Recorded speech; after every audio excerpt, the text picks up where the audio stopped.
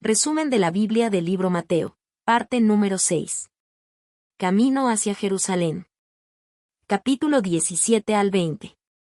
Introducción.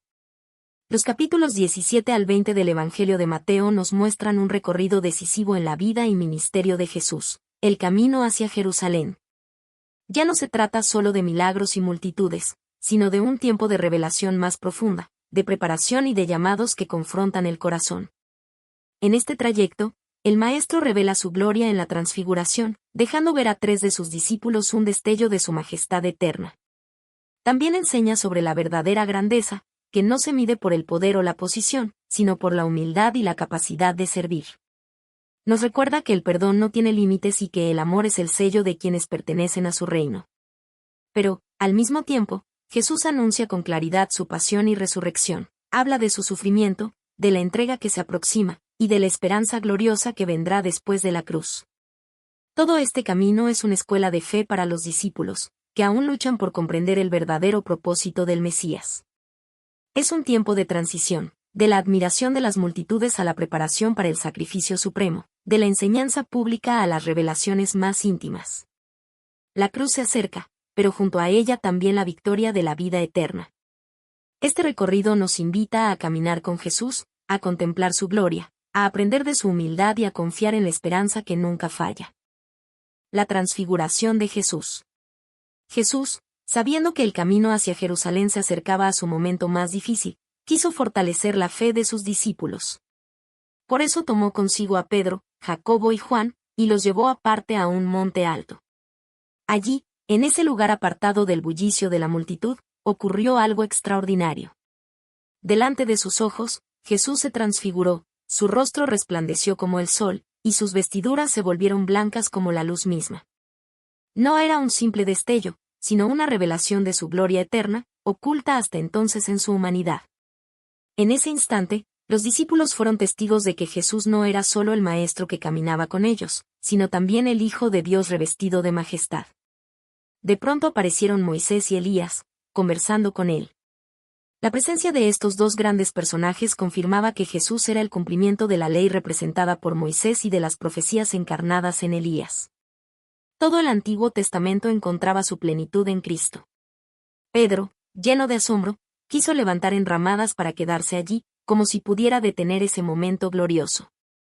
Pero entonces una nube luminosa los envolvió, y del cielo resonó una voz poderosa y clara: «Este es mi Hijo amado, en quien tengo complacencia, el oíd». Aterrados por aquella voz celestial, los discípulos cayeron rostro en tierra, temblando de miedo. Pero Jesús, con ternura, se acercó, los tocó y les dijo: «Levantaos, no temáis». Cuando levantaron la vista, ya no vieron a Moisés ni a Elías, sino solo a Jesús, recordándoles que todo se centra en él. La transfiguración fue un anticipo de la gloria que vendría después de la cruz. Los discípulos vieron, aunque por un momento, al Cristo resplandeciente y eterno, para que no olvidaran que, aunque se acercaban días de sufrimiento, la victoria final ya estaba asegurada. Era un recordatorio de que el reino de los cielos se abre paso en la historia, y que Jesús es, verdaderamente, el Hijo amado del Padre. Enseñanza sobre humildad, perdón y servicio. En el camino, los discípulos discutían entre sí sobre quién ocuparía el lugar más alto en el reino de los cielos.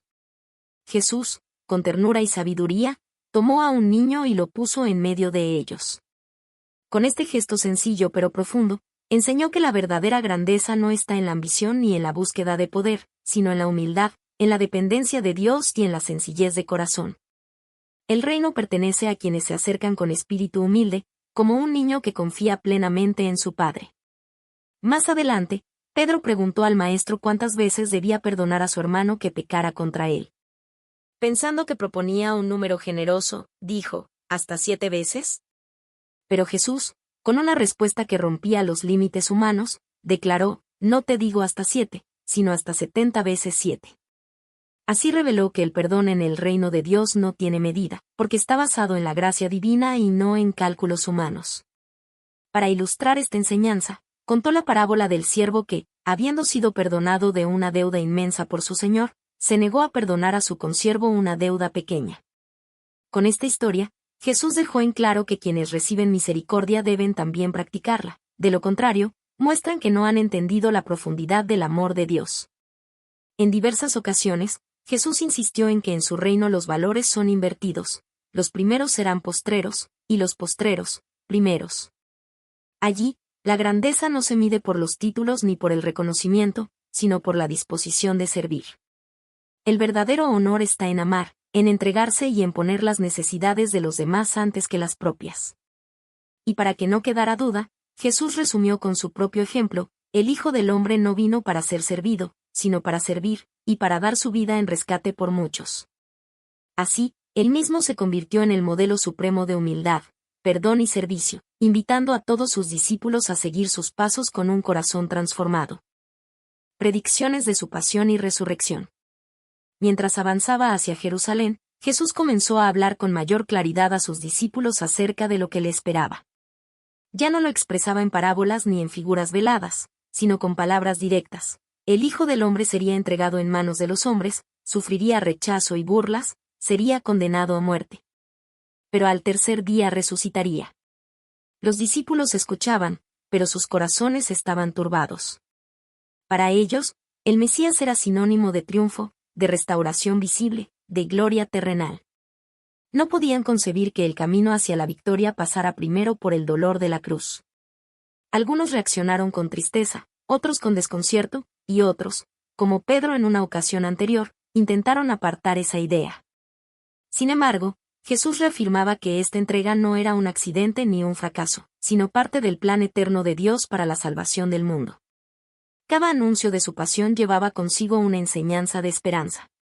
No se trataba solo de hablar del sufrimiento, sino de mostrar que después de la oscuridad vendría la luz, después de la cruz vendría la resurrección, y después de la muerte vendría la vida eterna.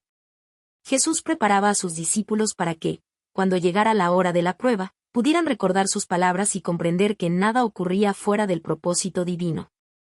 En estos anuncios se entrelazan dos realidades: el dolor profundo de un sacrificio voluntario y la esperanza inmensa de una victoria definitiva. La pasión no era el final de la historia, sino el inicio de la redención.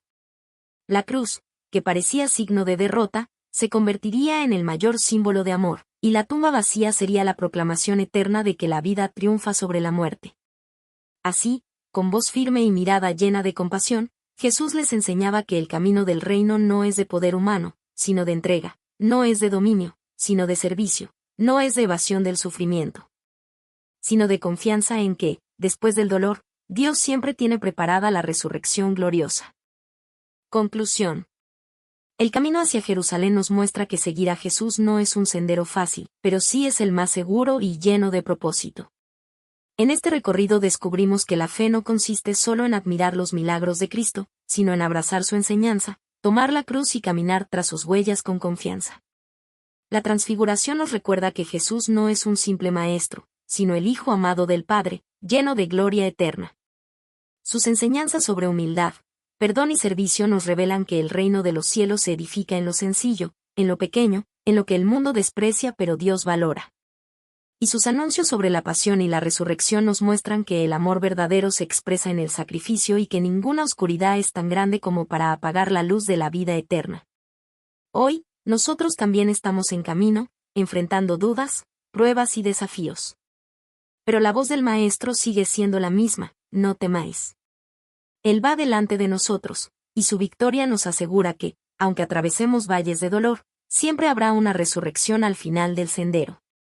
Que este mensaje inspire nuestra fe, renueve nuestra esperanza y encienda en nosotros un amor dispuesto a servir.